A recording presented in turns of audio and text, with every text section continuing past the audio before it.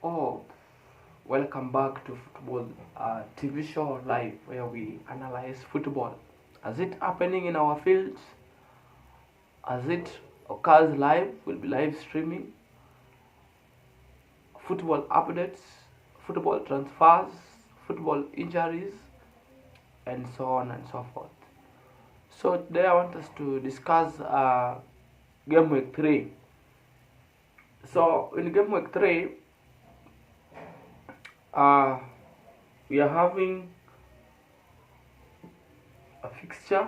So the first fixture of today is Arsenal versus Brighton. So Arsenal versus Brighton playing. Both teams have scored their first two games. Arsenal currently has 6 points and Brighton has also 6 points. So we expect that game to be very tough. Very, very tough. It's going to be high competitive game. Arsenal fans expect still to win the third week game, and Brighton fans also expect Brighton to win their third week game. So looking at Arsenal, the Arsenal we expect to win, they have a chance to win because of the players they have currently. They have a competitive squad. They have just signed 3 to 4 players this season. I'll be updating you also the transfers. So that game is going to be a very competitive game. So the EPL fixture that we are expecting today, and that is Saturday, is Brighton versus Southampton, Everton versus Bournemouth. We are expecting Ipswich versus Fulham. We are expecting Nottingham versus Wolves, West Ham versus Man City. So these are competitive games that we want to see. We are expecting Everton to win against Bournemouth because they have lost their the first 2 games. We are expecting them to win. Ipswich versus Fulham, we expect Fulham to win or a draw in that game, because if you look at Ipswich, they have lost their first 2 games. So they're supposed to show that they're able to play the Premier League. Another game we are expecting to see is Nottingham versus Wolves. We are expecting another game that is Man City versus West Ham. Very competitive game. In that game, Man City versus West Ham, if you look, it looked like an easy game. It looked like an easy game for Man City, but West Ham can sometimes surprise you. So we expect that game to have some surprise in it. We expect West Ham to show effort. They have lot to win. They have only won one of their games, first 2 games. So we expect them to show Man City some effort. Looking at the transfers, starting with Man City, Man City have just signed 2 players. Not even signed. I think Gundogan is just back, so we don't recognize that as a signing. But Gundogan is back. Guess what? Gundogan is back. Gundogan is, and you know what Gundogan can do, and what they have achieved with Gundogan. So that midfield, having Bernardo, Gundogan in it, having Kovacic, adding Rodrigo, adding Kevin De Bruyne, we expect Man City still to compete for the EPL. So they have signed. The one thing I like about Man City, they know how to spot a player. I think the scout from Man City, oh my God, you're doing it well. You spotted Savinho, the Brazilian. Oh, that Brazilian can harass you. I've watched the ball, I've watched his ball. Man, I can tell you, for a football fan, in the next 2 seasons, you will see him and Doku. Oh my God, those are winners. They are going to dribble past your defenders. So Savinho is a good boy. He's a good baller. So we're waiting to see what happens in the next few games. Even today, we're waiting to see Savinho. because he's going to not be automatically a starter for Man City. I can assure you. He's going to be on automatically for a starter for Man City. He's going to give assists and score many goals as possible. So Man City also had departures, those who left Man City. We have Joao Cancelo left for Al Hilal. We have Julian Alvarez left for Atletico Madrid. Calvin Phillips also left on loan. So you see, their gaps have been filled. So the team is not overloaded. The team is composed to win the Premier League.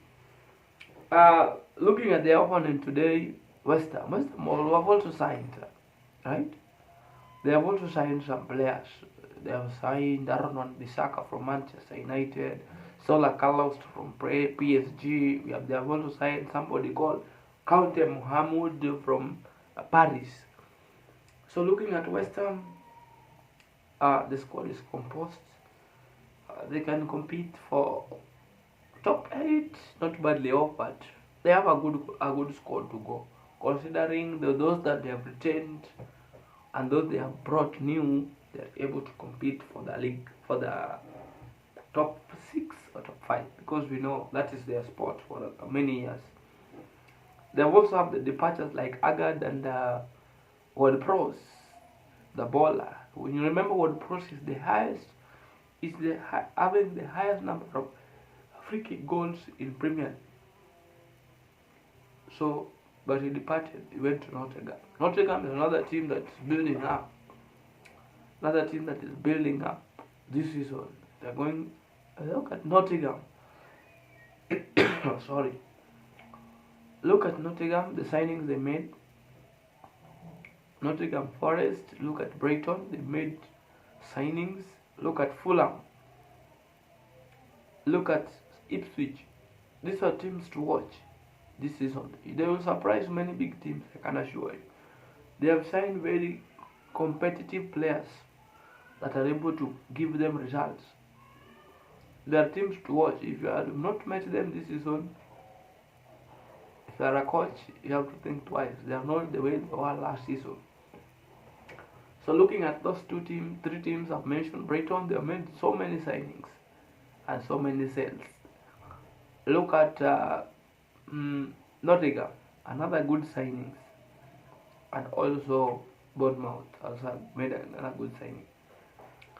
Looking at the transfers in Arsenal, the latest signing, Sterling from Chelsea to Arsenal. Is it going to bring an impact to the Arsenal team? If Chelsea despised the guy, is he going to bring an impact to the squad? Is it a good substitute for Saka or Martinelli or Trossard in case of an injury?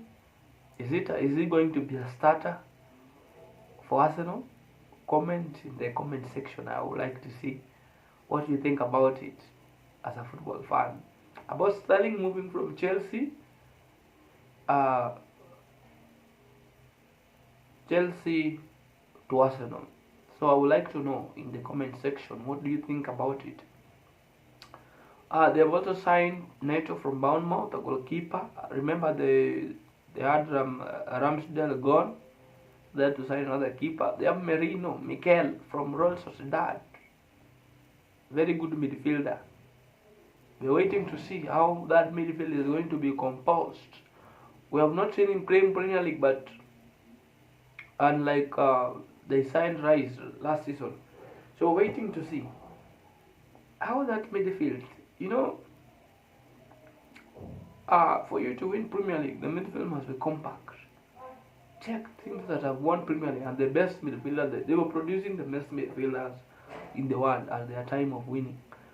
So for you to win Premier League, one of the requirements, the midfield must be compact and we should be able to be consistent.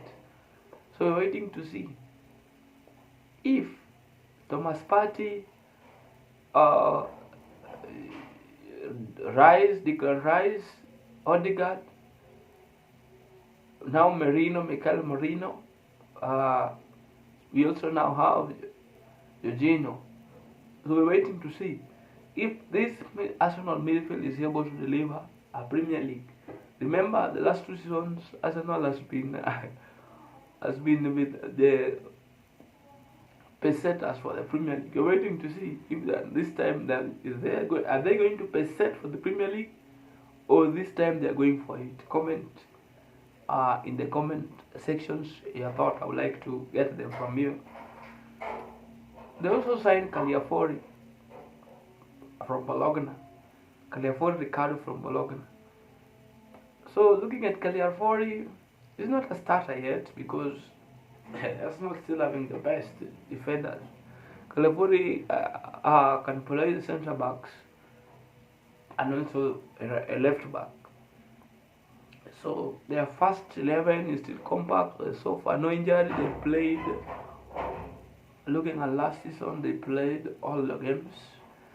So we expect maybe if there's an injury, maybe he will start. As for now, the defense is still compact. He has no chance there. Arsenal still having a clean sheet up to the moment we are speaking. So comment. Is Caliafori having a chance to play for Arsenal? Let me see the comment in the comment section. Let us look at the departures from Arsenal. The ones that have let go, maybe on loan or a permanent deal basis. So looking at the first one, we have Nketiah signed for Crystal Palace. We have Fabio Vera for Porto. We have Smith Rowe for Fulham. We also have Ramsdale for Fulham. For Southampton, sorry. So looking at these signings or those who have departed from Arsenal, is Arsenal going to miss any? Remember, they were not their first 11. They have not released anyone who was in their first 11. These were people who were coming from bench to play for Arsenal. Do you think that Arsenal is going to miss any? Nketiah, remember Nketiah even scored an hat-trick last season in a Premier League game. So he's a good player. He can score given time to play. But you remember Arsenal, we have Gabriel Jesus, who when fit will have to play ahead of Nketiah. We have Kai Havertz playing as a false 9, was to play ahead of Nketiah. So he did not stand a chance to play for Arsenal. So he had to leave because he's a young boy and he cannot just kill the talent on the bench. So he has to move where he can get a number to play. So we're waiting to see what unwrapped for Arsenal for these departures that we had seen. We went look at Manchester United, the arrivals that they got. We have got Emmanuel from PSG, very good player. Well, we have Mazrui from Bayern, Matheus Delight from Bayern. We have Zigze Joshua from Bologna. We're waiting to see how it turns. And we also have Yoroleni from Lille. So, is this signings who has so far impacted you as a Manchester United fan? Whom do you see is a good replacement or will fit in Manchester United or is a good quality for Manchester United? Whom do you see of all these signings? As for me, what I've seen, Daylight is an okay for Manchester United. Mazrui, another one, good, very good for Manchester United. It's a good replacement for Aaron Wan-Bissaka. Okay. Let us look at the departures. Those who have left Manchester. We have Scott McTominay signing for Napoli. About Scott McTominay, Manchester will miss him a little bit. Though he was a Wester, but if you look at people who would give you a surprising winning goals, oh my God, that was Scott McTominay. Remember last season when Manchester was struggling to catch up in the Premier League? The only person who was there for them was Scott McTominay. So I believe Though Scott McTominay has left Manchester, but he had an impact to the team. He had an impact to the team. So we are waiting to see if Manchester is going to miss him. Looking at the second departure from Manchester United is Jordan Sancho, who was just signed for Chelsea. Oh my God. Sancho once said that he has been a fan for Chelsea for a very long time during the eras of Lampard and Didier Drogba. So we're waiting to see what unveils for him. Remember, the deal was was a loan, but option to buy. So we're waiting to see if Sancho is going to perform in Chelsea. Then Chelsea will be able to buy him next season. So we're waiting to see what happens to what happens to Sancho in Chelsea. So Sancho, we're waiting to see the performance. He's a good winger. I've seen his football, not once, not twice, several. He's a good winger, maybe given chance and a good coach who understands and encourages players. Sancho can deliver. So we're waiting to see what Sancho can do in Chelsea that Manchester could not see. Another thing, if you're a Chelsea fan, I want to see your reaction in the comment section. Do you think Sancho will deliver? Do you think Sancho will deliver more in Chelsea than he had done in Manchester United? Let me see your reaction and comment in the comment section. Another person that left, we know Wan-Bissaka Tackler, aka Tackler. Wan-Bissaka, aka Tackler. Manchester is going to miss the guy. In defensive, we know the offensive part was very, very poor, but tackler was very, very okay when you're defending. Those tackles Manchester is going to miss. Manchester, I can assure you that you're going to miss those tackling the Wan-Bissaka, the tackler.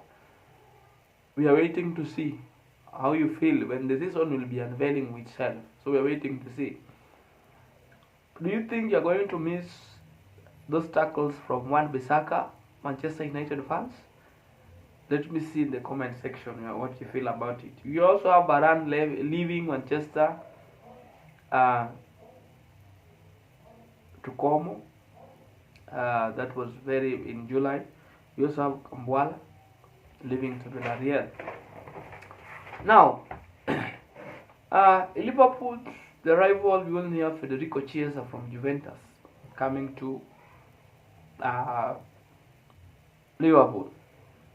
So looking at Liverpool, their key players did not leave the team. So maybe if they did not sign so many players and nobody left, there's no problem with their team. You want to see, are they able to challenge the Premier League? They have signed Federico Chiesa, who will be coming in for Salah as a very good substitute. Who will be coming in for Salah, and also Diego Jota of injuries and Diaz and maybe Diaz, yeah, right. So Federico Chiesa, we are waiting to see what impact he brings to the team. There were no departures for Liverpool. For Chelsea, let me start with the rivals. Oh my God, they have signed Sancho. Chelsea have signed Sancho on loan with an option to buy. We are waiting to see what unveils in Chelsea. To the Chelsea fans, tell me in the comment section. Is Sancho? Tell me in the comment section. Chelsea fan, is Sancho going to deliver in Chelsea with the current squad? Does Sancho deserve a starting lineup? What do you think? Is he a waster? Is he going to deliver? Let me see your comment in the comment section. Okay. Uh, we also have Pedro Neto coming from Hoops, a very good impact. We've seen him playing against his former club last week, and he was able to deliver an assist. So we're waiting to see what he does this weekend as we welcome as we get into Chelsea. Okay, another thing we're waiting to see is Joao Felix coming from Atletico Madrid. He has now signed a permanent deal, and even scored a goal in the first game when he came in as a substitute. So how are you going to have Chelsea squad? Who do you think are your first 11? Because it's going to be a very competitive team. Most of the attacking. Oh my God, we have Madueke. We have Chelsea have Madueke. They have Sancho now. They have Pedro Neto. They have Joao Felix. They have Christopher Nkuku. They have Jackson. They have Cole Palmer. Look at all those people. Quality. Whom do you think should be given the first chance in Chelsea to play? They're all quality. He was a coach. Whom do you think should be given a chance to play in Chelsea? Let me see your comment in the comment section. Another person that came in is Renato Viega, who is coming in as a fullback 3. Remember, Chilwell is leaving. The coach just said that he has no plans with Chilwell. So, as Ben Chilwell is leaving, Renato Viega is coming in for him. But the guy is slow, but I know he will learn. He will adapt to the team. Then we have the keeper, that is Jorgensen Philip from Villarreal. Another good signing, but I think he will be the second choice for Chelsea. Right now, looking at Chelsea for Premier League, Robert Sanchez will be their starting keeper. But do you think Petrovic was better than Sanchez, considering last season? What do you think, Chelsea fans?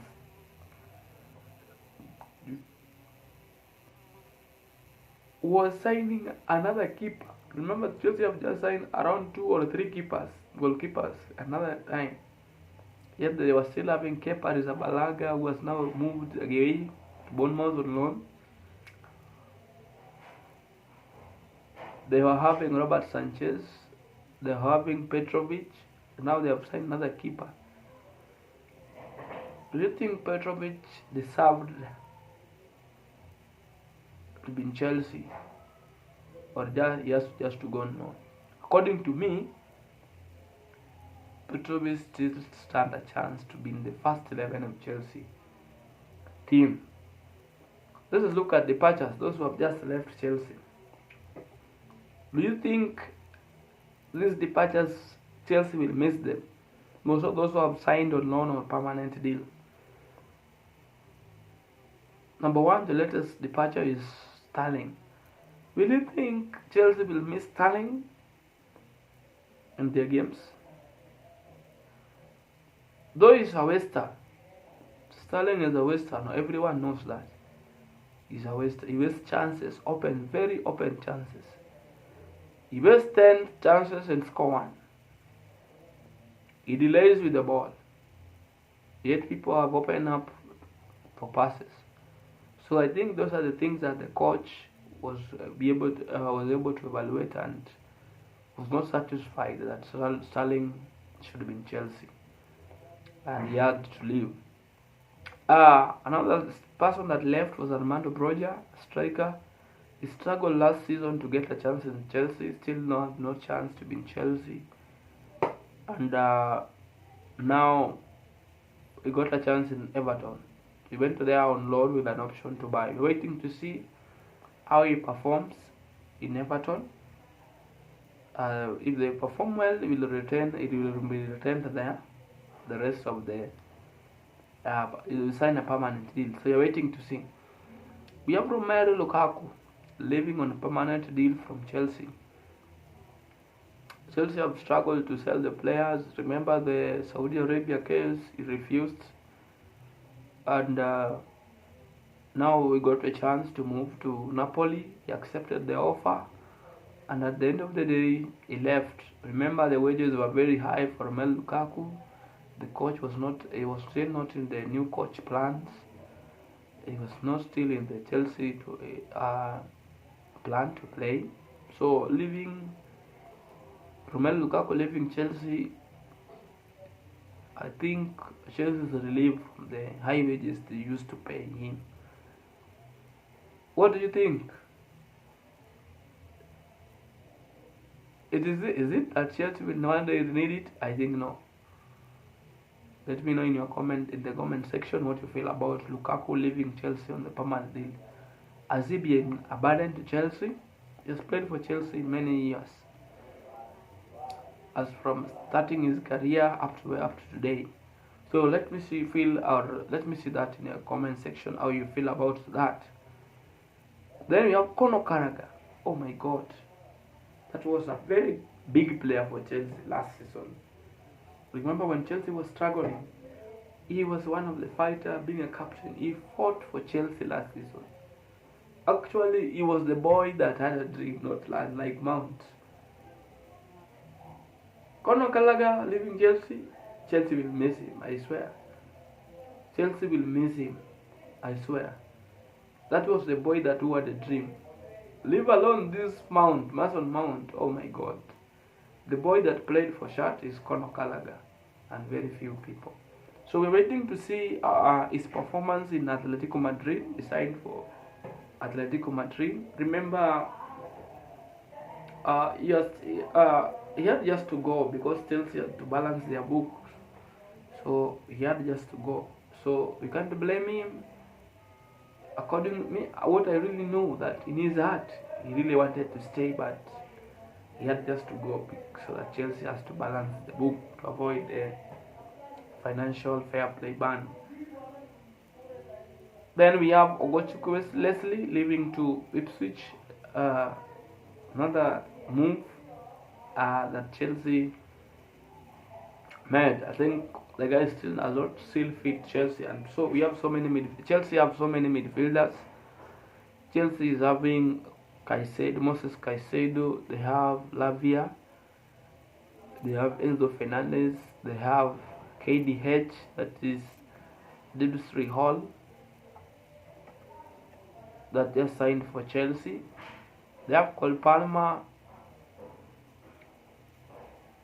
and also Joe Felix joining that attacking midfield.